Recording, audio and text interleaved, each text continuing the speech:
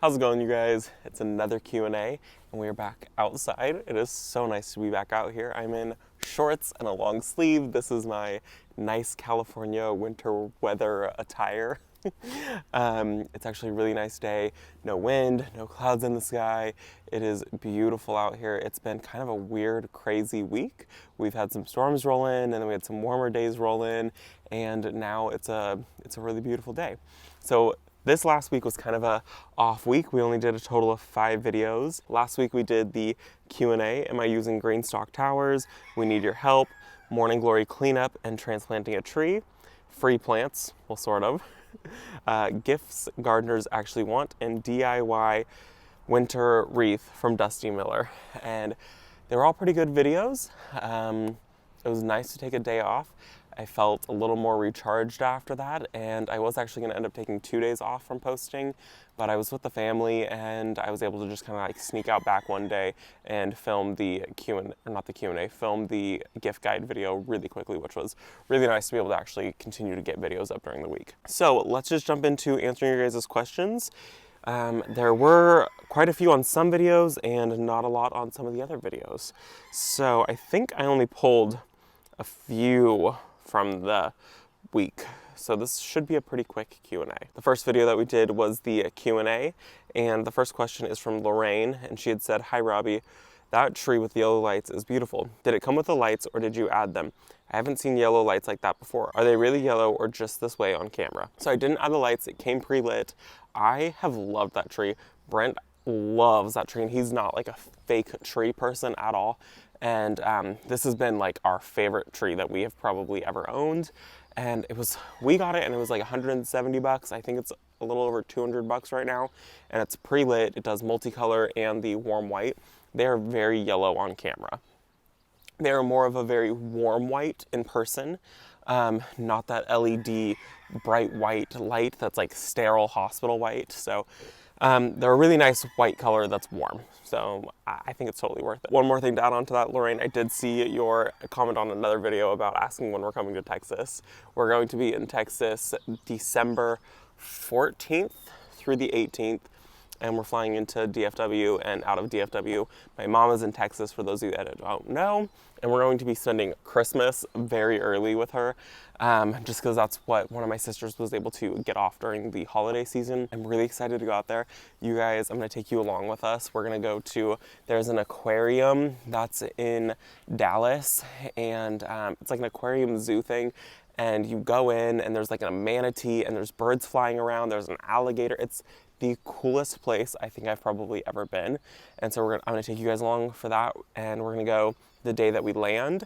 And then we're also gonna go to, there's this Amish community, and it is so cool. I've never seen anything like it. Last time I went out there with my mom, we ended up buying a ton of stuff, and I plan to buy a ton of stuff this time also. So 14th through the 18th, we're gonna be in Dallas. And I think posting schedule, just so you guys are like super ahead, is gonna be a little bit off for that also. Next question on that video is from Janice, and she had said, how do you make your seed starting plan? Do you print out a calendar?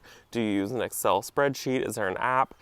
Okay, so I get a little neurotic about it, and I print out a calendar and I tape it all to the wall so I can see everything.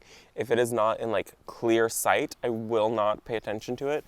If it's on my phone, I will not pay attention to it. It needs to be printed and it needs to be plastered on a wall that I see all of the time in order for me to remember what I need to be doing. And so I print out a calendar, and then I just look on the back of seed packets, and I know, or on the calendar, I will put my first frost and my last frost on there, and then I schedule out all of my seeds that I need to start, 4 weeks before, 6 weeks before, right up to 2 weeks after. I put all of those on there with little post-it notes of what I actually need to do. I think in my video where I did how much it costs to start a flower farm, I think I had gone over all of that, and I had shown a video of the entire calendar. So go back and find the flower farming video. You can just search "visit our garden cost to flower farm" and it should pop right up. Next question is from Connie's an RN. And she had said, did your hardiness zone change with the new USDA zone map? So for those of you that don't know, which I'm sure you all know because everyone has been talking about it, I've kind of put off talking about it, making a video about it. The USDA growing zones did change, and a lot of people went up in a growing zone, and it is mostly for the middle of the US that had gone up in growing zones. In California, we didn't change at all, at least where I'm at, and I know where Janie's at, she didn't change at all. So nope, still the same growing zone, and honestly, I mean, you guys know I take the USDA growing zones with a tiny grain of salt because they only tell you one factor, which is how cold you get over an average of 10 years. So I don't follow that a whole lot. I do try to follow the sunset growing zones the most. That's why I do grow plants that are zone 7 or zone 8 in my zone 9 garden. Next question on that video is from Gigi, and she had said, hi Robbie, is the cookbook only for American recipes? No, if you have a recipe, email it over to Karen. I'll put her email on the screen and the description down below.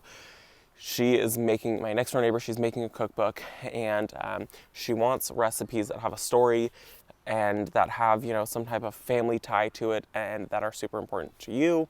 And so we've gone through, we've already started doing photographs of some of the recipes that she's made, and she's already started writing out all of the recipes, and so it's coming along. But if you guys have a recipe that you want to email to her, she's going to pick quite a few to go into this cookbook. So if you have a recipe that's not an American recipe, send it over, of course. We would love to try to recreate it and make sure we can do it properly, do it some justice, and then add those things into the cookbook. And of course, you'll get credit for, having your recipe in the cookbook. And the last question on that video is from MSK, and they had said, have you tried rubbing alcohol to remove glues from labels?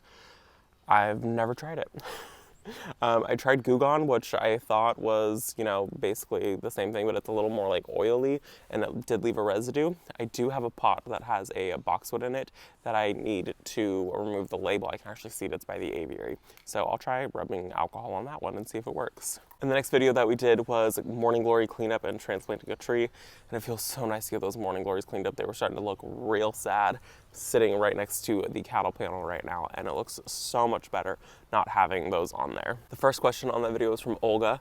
And she had said, hi Robbie, is that tree called something, something, Weissel, Sagaro, Lawson, Cypress? Yes, it has an absolutely insanely long name.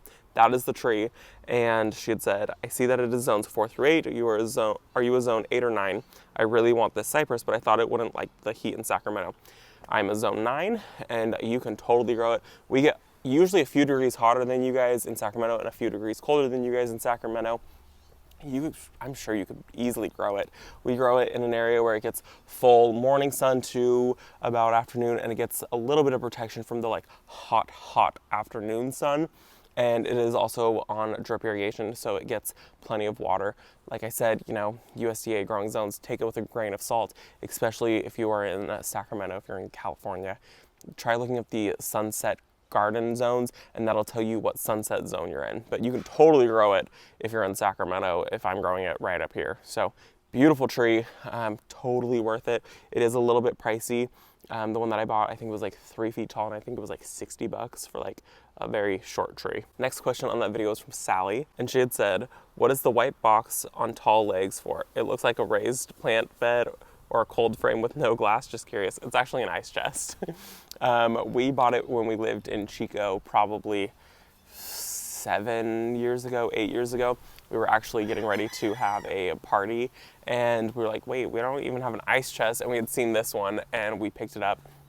It was a wood color, and slowly over the years, the wood had started to fade, and then we stained it, and it started to look a little rough, and now it's painted white. But it's an insulated ice chest, and it has drain holes on the bottom, and we used it for our wedding also. But we really don't use it that often, and honestly, we should probably just get rid of it. Next question on that video is from Carol, and she had said, okay, Robbie, here's my question. How did you get the cattle panels home from the store? Can't really put these panels in a car. I want to make an arch, but how to get these panels home? What do I do? Okay, so, not recommended, but here's what I did. We drove 20 minutes to Tractor Supply, and we brought some snips, and I cut the panel in the parking lot. And this is when we were using the CRV for most everything. We had a CRV and we had an Audi, and so I was like, well, a CRV is the like worst of the cars. So we took the CRV and I cut the panel in the parking lot, and then I strapped it to the roof, and I drove extremely slow home. And that's how I got it home. Best bet is to use a truck or ask a friend who does have a truck. But like I said, we used our CRV, and it worked out perfectly, and I would definitely do it again. The next question on that video was from a friend, and they had said, does Morning Glory stem cuttings root in the water? They don't root in water. You just grow them from seed. They're so easy to grow from seed. Honestly, like with the ones that we grow, so many seeds drop that we're able to get. I mean, I really don't even need to start any from seed every year. We get so many that drop that they root just right in that area, or the seed sprout in that area, and I get so many free plants. I do end up starting them from seed just because I want to ensure that I do actually get some, but they take off so easy, and they're really easy to maintain. You know, you start seeing the seedlings pop up, just pull them. We probably get maybe 100 that pop up during the course of a, start of the growing season in springtime, and I just pull those really quickly and there's no problem. But no, they're not going to root in water. Next question on that video was from Kristen, and she had said, I adore seeing the beautiful old pup. Yeah, he's 18. That's our Wessie boy. Question, do your Morning Glory foliage have a weird, unique smell? The weed variety that most of us contend with does. Also, will you be putting lights up over your now bare arbor? Thank you for a great video and inspiring me to get holiday lights out. The Morning Glories don't have a smell. They don't have any type of smell. The Morning Glories that most people contend with are actually a bindweed, which are totally different than Morning Glories. They've just been deemed Morning Glories by most people. I actually have a whole video about Morning Glories and how it's not going to take over your garden the way that bindweed takes over. And if it does start to take over, it's really easy to just start pulling it, where bindweed spreads by rhizomes under the ground. Morning Glories don't spread by rhizome, they spread by seeds. And so honestly, in a couple years, you could essentially get rid of it if it became out of hand. But it is something that you do need to stay on top of, just like any type of plant. You would have to stay on top of it if it starts to take over your garden. But no weird smell. We don't know. I've never noticed that, especially with it being something that we walk under all the time. And I'm probably, I might put lights on there. That's actually a really good idea. That'd be really sweet. We went to the light show up in Redding, California a couple days ago, and it was so beautiful, and it made me want to put more lights up around the property. Next question on that video was from Anne, and she had said, such a sweet dog. He's actually standing right there right now. Nothing like a snooze in the warm sunlight. I love the white Christmas lights, the picket fence, a real cottage Christmas feeling. When you have time, can you please film an update on the window boxes, please? They're doing amazing, and some of the stuff has already put on a ton of growth, and we've had a few days of rain and storms, and I was a little bit worried how they would hold up with that. No problems. So far they're doing great, and I still love them just as much, and I can't wait to make the ones that we need for the rest of the property. And the last question on that video was from Sheila, and she had said, hello Robbie, do you ever share eggs with your neighbors, and does anyone else in your neighborhood have chickens? We have a bunch of freeloaders right now, so there's 0 eggs to even share with anybody. Right now, with the winter months, they tend to really slow down, so we're getting about 2 eggs a day on a good day, and some days are 0 eggs. But pretty much everyone in our neighborhood has chickens. I think there's one neighbor that we have that doesn't have chickens. Pretty much everyone has chickens around here. They're just so easy, and you'll actually see them roaming the streets here. There are chickens everywhere. Personally, I love it. But no, we don't share eggs with the neighbors because all of our neighbors currently have chickens. The next video was free plants, which was our propagating a whole bunch of plants that I pulled out of the lawn, and some coleus and a few other things that we had done early in the summertime. The first question on that video was from Grinches40, and they had said, love the propagation videos. Do you also do shrub propagation? I've never done it, but I know it's really easy to also do. It just takes a lot longer. So I usually just tend to do like annuals and things like that. But I would like to go through and propagate a few things around the property. I would like to do some lemon cypress propagation. We have a pittosporum I would like to propagate and get some more of those. And boxwoods I would love to propagate because I'm gonna need about 1 million of them. but they take so much longer to grow. You know, you get like a full year before they even do anything, where propagating annuals, you propagate it in a few months and then all of a sudden you have a plant that's grown by summertime. So it's a little bit hard for me to want to do it, but I want to do it though. So I'll probably be doing it this winter time because I would like some more of these plants that we do have around the property. The next question on that video is from Fabric and Flowers, and they had said, can you do a video on planting rose seeds? Okay, so I'm not super confident in that. I don't know a whole lot about it. I have a general idea of how it all works. But where I learned a lot about roses is from Fraser Valley Rose Farm. Yeah, Fraser Valley Rose Farm. And he is a grower, and he does all kinds of roses and propagates them and teaches you how to do cuttings and all of those things. He is really, really smart and really knowledgeable about roses and taking propagation cuttings, and I've learned so much from him. He's one of my like really favorite channels to watch in the wintertime because he does a lot of content over the winter because that's when he gets all of his stock for the next year. So go check out his channel. I'm probably not going to do one about seed. He's done one. He's done a few of them. I've never done it, so I don't want to, start spewing out all of the wrong information. But I do know that if you grow them from seed, that they don't come back true to variety. They may come back true to variety, but more often than not, it's a new rose that you have created. And the only way to get the rose that you want, specifically, like say, like right here is the Claire Austin rose, and say I wanted more of the Claire Austin rose, I need to take cuttings from that rose. I have seeds from Claire Austin, but I'm 100% sure she's cross-pollinated with, I have an iceberg rose right here. And so the cross-pollination, who knows what would actually happen. And where you get your seeds from is from your rose hips, which are right here. And so inside this is a whole bunch of little seeds. This is gonna be so hard. So you can see right in there are a whole bunch of rose seeds. So essentially, I think this one's not mature enough yet, but I could save all of these. And then the way I understand it is that they need basically a cold stratification period is what they need. It's called like vernalization or something like that. And you put them in the fridge for X amount of weeks.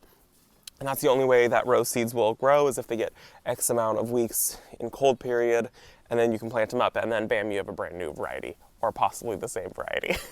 So I don't know a whole lot about it, but that's the way I understand it in a nutshell. Okay, so the next question on that video is from Lavon, and they had said, do your neighbors get upset about the rooster? We don't have a rooster, we are the neighbors. My next door neighbor is the one that has the rooster. Actually, two of my neighbors have roosters on both sides of us, and they don't bother us at all. My one neighbor, Karen, does ask if it bothers us, and I think it bothers her more than it bothers us.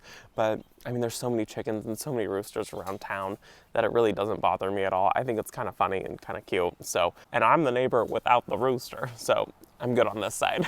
And the last question on that video is from Marlene, and she had said, I live in now 9B, and I would love to try to grow scabiosa, but I think it's a zone 7. I wonder if your low humidity allows you to grow them. Do you put yours in shade? Okay, so we are growing scabiosa as a annual, not as a perennial. There are perennial scabiosas, and I do grow it. I've had some of those, and they're very different than the scabiosa that I grew for the cut flower garden. Those ones are they're pincushion flowers, but they grow very low, and you're not using those flowers as cuttings. The scabiosa that I grew from seed that we grew in our flower farm is ones that we are growing just as annuals, and they grow in full sun. They need as much sun as possible. I'm not exactly sure where you are, but they're not going to come back for pretty much anybody, I don't think. Even if you're in zones 7 or lower, it has nothing to do with the zone that we are in for the scabiosa that I was growing there. That's a whole different type of scabiosa, and we are in zone 9, and I have grown that one for probably 3 years. I have one that I just pulled out last year. The next video was gifts gardeners actually want, and there were only 2 questions on that video. First question was from Happily Retired 65, and they had said, obviously your grandmother is a gardener as well. Any chance of a tour of her garden? I agree on the Corona sharpener. I use it often, so handy. Okay, so I don't think that she would let me do a full garden tour at her place. Her garden when they lived up in Paradise was really, really fun. They had probably an acre of property, and I think half of that acre was growing food, and then the other half, they had a whole back area that they had like a pond, and they had it landscaped, and she had an arch that had things growing over it, and it was really pretty. But now she is in the property here in Chico, and she's doing mostly container gardening and zero veggies, and I think this year I would like to do more of a rework on her property and help her get things that are more set. They've only been in that house for a few years, I think like 5 years now. And the first few years were them getting the inside of the house completely remodeled. And I think this last year, she's started working on more of the outside and more of the back property. She is needing to get a knee replacement, so I think it's been a little bit hard for her to go outside and do some of the outdoor gardening that she used to do and that my grandfather used to do. So I should probably go down there and this next year do a rework for them, help them out, because that would be fun, because that's like a city-sized lot, and I think that would be a really good video. So I don't think she would let me do a video now, but maybe if she lets me do a rework, we could sneak in a little garden tour. Last question on that video was from Nicole, and she had said, "Great guide. I'm always looking for more garden books, so thanks for the suggestion." I love gardening books so much. Do you do any yearly maintenance like painting or sealing your garden bench? It's beautiful. Nope, we've painted it one time, and we painted it probably 2 years into having the bench, and we painted it one time. We've never sealed it. We did one coat of paint, and it was like a very light coat of paint. I can still see certain areas where you can see the original color of the paint, and it sits out year round, rain, shine, doesn't even matter. It's not extremely sturdy. Both of us can sit on the bench, and it's not really a problem, but it's not a bench that you're going to be, jumping up and down on, or, you're not sitting down really hard. You're just going to sit on the bench and enjoy it. It's not like a solid piece of furniture. We're like, oh my gosh, this is built so well. It's like $150 bench, so, you get what you pay for. But I think for 5 years, and I spray painted it one time, totally got my money's worth on that bench. Zero maintenance, hands off. And the last video we did was the DIY winter wreath from Dusty Miller, and I love how that wreath has turned out. It's drying. I actually ended up putting it inside our laundry room. I said I was going to put it in the shed, and I thought I was going to, but I just put it in the laundry room where it's a little bit warmer. I want it to dry a little bit quicker. I think it might be a little too humid and cold in the shed, so it's in the laundry room where it's still a little bit cooler, but not as humid, and it's drying great right now. Probably in a week's time, it'll be fully dry. There's the rooster. First question on that video was from Crystal, and she had said, "Where can I get the new look Dusty Miller?" I love that look. It is so pretty. We got it from a packet from Johnny Seed. I don't know where else sells it. That's where we picked it up, and I think it was like $5 a packet. I usually end up doing about $100 worth of damage at Johnny Seed every single year. So Johnny Seed carries both varieties of the Dusty Miller, which I do recommend. They're very slow to take off. I thought that I would be able to use them in the summertime during our flower arrangements that we were doing, but I wasn't able to. So here they sit now, able to use them for a wreath. Next question on that video is from Christy, and she had said, "My Dusty Miller tends to get wilted looking. Not all, but some do, and I haven't figured out why. Thoughts?" I don't know about that. I mean, they're pretty water hungry, so we give them a ton of water. The ones that we have in the landscape are on their own irrigation. The ones that we have that are growing now in the grass, they get a ton of water from our grass sprinklers. So it probably needs more water than you think that it needs. Also, I have noticed that the branches on them are pretty fragile, and so if they get messed with and they get snapped, you'll get one that broke in there, and it's going to start looking wilted after a couple days because it's obviously not getting any water. So they're pretty fragile branches. That could be the issue. If you're seeing the occasional one that maybe an animal landed on it or something like that and a branch broke, or not enough water. The next question on that video is from Daisy, and she had said, "Hi Robbie, that wreath looks great. Do you think it would hold for another year?" Yeah, I'm sure I'll be able to get a couple years out of that wreath easily. And it's only going to go up in the winter months per se, and it's going to be sitting on a covered front porch. And then during the off season, it'll probably go down into our basement where it's not getting any light and it's not super hot or anything. So I should be able to get quite a few years out of that wreath. And the last question on that video was from Carol, and she had said, gorgeous wreath. I made a wreath out of hydrangeas once, but I love using Dusty Miller. Now I am inspired to include it in my garden. Usually people use it as a filler in a pot. In my area, it is an annual. Is it perennial for you? They sell it as annuals, they sell it in little 6-packs, but we have one of them that has come back for probably 3-4 years now, and it's been one of my favorite things in the garden. I would like to see if I can dig up some of the ones that I just cut on and tuck them into the landscape certain areas, especially the new look Dusty Miller. I've loved that one, and if I can't, I'm probably gonna end up ordering more seeds from Johnny Seed. So I'll probably order some of the new look and the traditional Dusty Miller. But yeah, it's perennial for us, even though they sell them as annuals for us. And I have noticed that if I cut them down pretty low to the ground, usually leaving about this much of the plant, then we get a really full plant for the next year. Instead of it looking like kind of like scraggly, the more you cut on it, the fuller the plant actually ends up looking, which is so weird how that works. So you guys, that is gonna be it for the Q&A this week. I think it was a pretty busy week, even though we took one day off, which was really, really nice to be able to do that and just like rest and hang out. I can't wait for you guys to see what we have in store for the rest of this week. It's gonna be an exciting week. So I will see you guys all tomorrow for that video, and it should be a good one.